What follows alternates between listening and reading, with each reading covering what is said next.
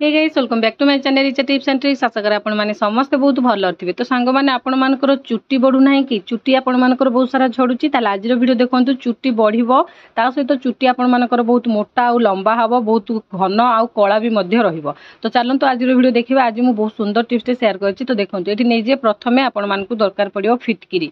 फिटकिरी प्राय समस्त के माने दुकान मानकर आनी पारे बहुत इजीली मिल जिवो। ता सहित आपण मानकु एठी दरकार पड़िबो मेथी दाना।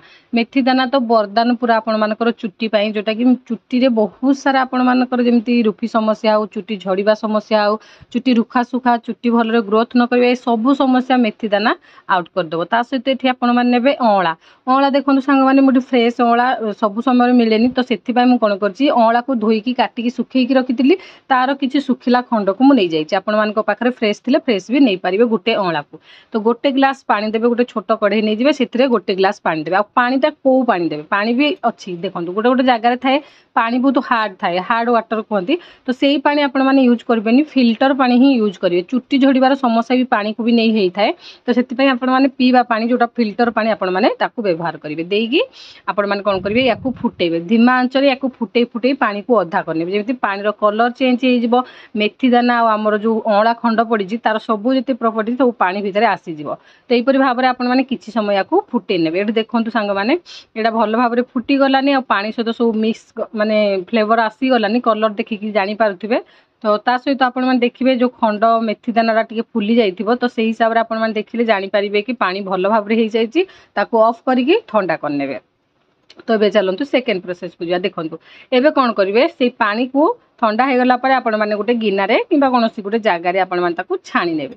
पानी को छाणिकी से किसी जिनस आड करिया को पड़िबो जोटा कि मु आगुरु आपण मानक प्रथम कहि रखिछि ए पानी रे किछि जिनिस एमती मिसेइबा जोटा कि ठाकुरंकर वरदान जोटा कि आपण मानकर चुट्टी झड़ीबार बहुत सुंदर सहायता करिवो। नेचुरल जिनिस रे बहुत सारा जिनिस अछि सांग माने जदि आपण माने ताको सठिक उपाय रे व्यवहार करिवे ने आपण मानकर हेयर नु आपण मानकर स्किन भी मध्य ग्लो करिवो। तो देखंतु ए जो फिटकिरी कथा मु कहउतली ए फिटकिरी को आपण माने नै जिवे ताकू भल भाव में गुंड करने छोट छोट गोटे इंची पाखापाखि फिटकिरी को नहीं बेसी मात्रा रे आपण मानक दरकार पड़िबनी कम मात्रा रे नेबे।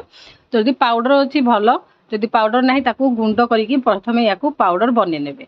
बनै सारला परे मु आपण मानक आज दीटा स्टेप बतेइबी। प्रथमे पानी जो बनैली मेथी दाना अँला आउ ता सहित पानी को फुटेकी रखिछि सेटा रे मिसेकी केमिति लगेबे ता सहित एई फिटकिरी को किपरि भाव रे आउ गोटे अलगा मेथड रे अप्लाई करे जोटा कि आपण मानकर अति शीघ्र तुरंत भाव रे चुट्टी उठिबा किंबा चुट्टी बढ़िबार समस्या रेडी करदो। तो देखंतु एठी प्रथमे भल भाव रे एमती भल रे फाइन पेस्ट माने पाउडरटा बनेबे बेसी भी आपण माने खद खदड़िया रखिबेनी पूरा फाइन पाउडर बनै सारला परे आपण माने याकू नै जिवे। आमर एठी जो पानी बनेकी रखिथिले माने जोटा आमर चुट्टी पई बहुत भल काम करिवो राम बाण परिका सेइथिरे आपण माने कोन करिवे आधा चामच टी कम माने 2 चीनी 3 चिमटा पाखापाखि आपण माने एथिरे फिटकिरी पाउडर दे देबे। दे सारला परे कोन करिवे शैम्पू नेबे। शैम्पू जे कोन से शैम्पू आपण माने व्यवहार करूछंती सेही हिसाब रे आपण माने शैम्पू टिके दे देबे आधा चामच पाखापाखि शैम्पू को दे देबे देकी याकू भल भाव रे गोळे नेबे। देखंतु एपरी भाव रे आपण माने गोळे नेबे गोळे सारिकी याकू रखी नेबे साइड रे। तापर अलगा गोटे प्रोसेस मुबे आपण मानकू कहूची जोटा कि आपण मानकर चुट्टी जो हमरो झड़ी जाउची चुट्टी भलरे ग्रोथ करनी चुट्टी मुळे डेंड्रफ होजी ताकू किपरि भाव रे दूर करी। एठी देखंतु एई पानी को आपण माने प्रथमे चुट्टी रे लगेइबे किपरि एई पानी को आपण माने यूज करे प्रथमे सुनी रखंतु एई पानी को चुट्टी रे अप्लाई करिवे चुट्टी रे अप्लाई करिकी आपण माने भल भाव रे चुट्टी रे मसाज करिवे मसाज करिकी याकू धोई देबे धोई सारला परे आउ थरे अलगा शैम्पू देकी भल भाव रे धोई नेबे जोटा कि हमरो चुट्टी भल भाव रे ग्रोथ करिवो। तो चलंतु सेकंड स्टेप को जिबा।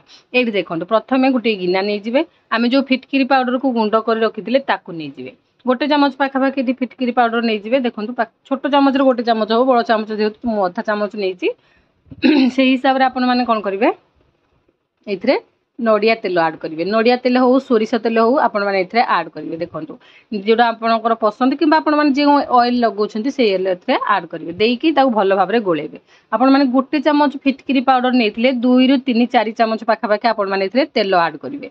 जदि गोटे चामच फिटकिरी पाउडर नेछन ताले 3 चामच आउरी एक्स्ट्रा माने 4 चामच आपण माने एथिरे तेल आड करेंगे देकी ताकू भल भाव में गोले नेबे गोले सारा पर एबे आउ कौन करेंगे आपण मैंने देखो ये भल भाव में प्रथमे तेल आ फिटकिरी पाउडर को गुड़े देवे गोले सारा पर आपण मानकू दरकार पड़ो गोटे बेस्ट इंपोर्टेंस जिनस जोटा कि आपंकर चुट्टी को बहुत सुंदर ग्लेज आने साहाय्य कर जोटा कि हूँ आम लवंग ता सहित लवंग भी आपंकर चुट्टी ग्रोथ करिवारे बहुत भल साहाय्य करे लवंग को टी गुंड करने 4-5टा लवंग को गुंड करने गुंड करके से तेल रे पकई ने तेल रे पकईकी एमती राति सारा आपण मैंने रखिने राति सारा रखिले तेल रे लवंगर जहाँ फ्लेवर थी सब पशिज तापर आपण मैंने या अप्लाई करेंगे तो या एमती राति सारा रखिने राति सारा रखी सारा सकाଳେ मॉर्निंग रु जेबे आपण मैंने शैम्पू कर चुट्टी को या लगातु लगे घंटे 2 घंटा पर्यंत आपंकर चुट्टी तेलटा तो एमती नॉर्मल हो जाए सब जिन मिसी जाइए ना आपण मैंने से तेल को अप्लाई करके घंटे पाखापाखि रहीजे तापर आपण मैंने आपंकर चुट्टी को शैम्पू करेंगे देखिए आपण मानकर चुट्टी बहुत सुंदर भाव हेल्दी रहा या कंटिन्यू करेंगे आपण मैंने छाड़देवे आज करेंगे काली छाड़देवे एमती नुह या जब भी मुंड धोचते ये प्रोसेस धुंतु देखिए आपण चुट्टी भल भाव में ग्रोथ कर सहित आपण चुट्टी लंबा और मोटा हम आशा कर आज टिप्स भल लगी तो जब आज टिप्स भल लगी था वीडियो को लाइक करेंगे अन्य सहित शेयर करेंगे चैनल नुआ थे चैनल को सब्सक्राइब करेंगे फेसबुक पेज देखिए मो पेज को फॉलो करने जमार भूलें आज वीडियो को मुझे रखिली रही नमस्कार जय जगन्नाथ।